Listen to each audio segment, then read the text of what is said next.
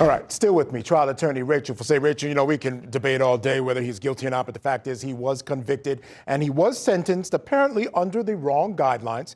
Now, the first time the guideline was 22 to 27 years. He got the low end, the 22 years. So the thought was this go around when the judge had to resentence him because, again, the two charges of contacting hitmen to kill Carol Baskin, they said they should have been combined, and they weren't in the first case. So the range was 17 and a half to 22 years and 10 months. They figured maybe we'd get the low end this time, or even maybe less and walk out of jail. I mean, that was a pipe dream. But he got just 21. Which is just 1 year less than he had originally gotten. Your thoughts on that decision by the judge in this case?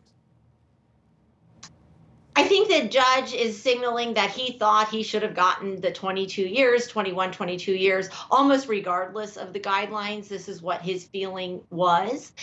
So he shaved off the year according to the guidelines that were missed in the first instance, but he is obviously moved by the facts of the case and was unmoved by whatever sentencing papers that were put forward at the time that he sentenced. So he's siding with the prosecution in this case, and he is pretty much sticking to his guns, saying, hey, my first sentence was fair. I'll shave it off according to the guidelines, but I believe that I've given you what is fair. That's the way I read it. Yeah, that's the way I read it, too, because in your experience, I know in my experience, judges, they don't like to revisit. I mean, they feel like they do things the right way the first time. Asking them to revisit it and maybe take it easier on a defendant is very difficult to do.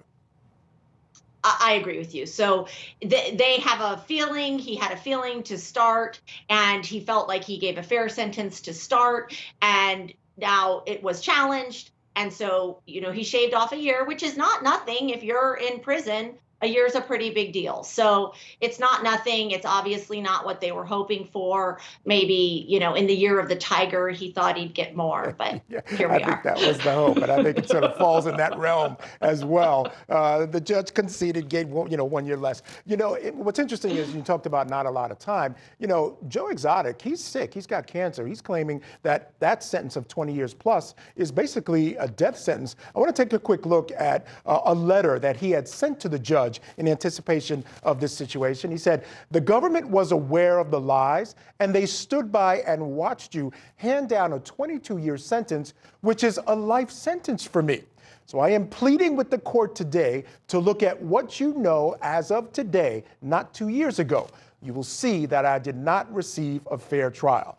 All right, that was his letter, and that was just part of his letter. It was a much longer letter he sent to the judge. Do you think a letter like that from a defendant to a judge is one that will convince a judge to maybe be more lenient? Those are and I'm fighting smiling words. as I ask you the question, okay? Those are fighting words. Yes. I didn't receive a fair trial in the courtroom, Judge. Exactly. Be nicer now. This is not really, there's no good reason for it, but let's do it. No, that was not going to garner sympathy. I mean, they should have stuck with the sentencing, just play it straight here.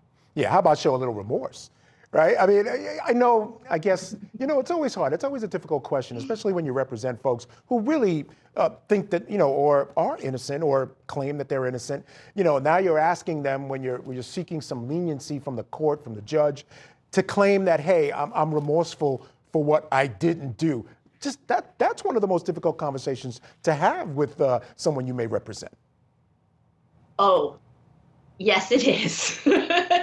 Those conversations take a very long time, particularly in a plea situation where you have to admit your wrongdoing and you have to give that statement before the judge of your remorse and I did it and I'm sorry I did it. I won't, please take mercy on me. I was wrong. And that is really very difficult for a lot of people. And it's a hard pill to swallow, particularly when you feel like you've been treated unjustly.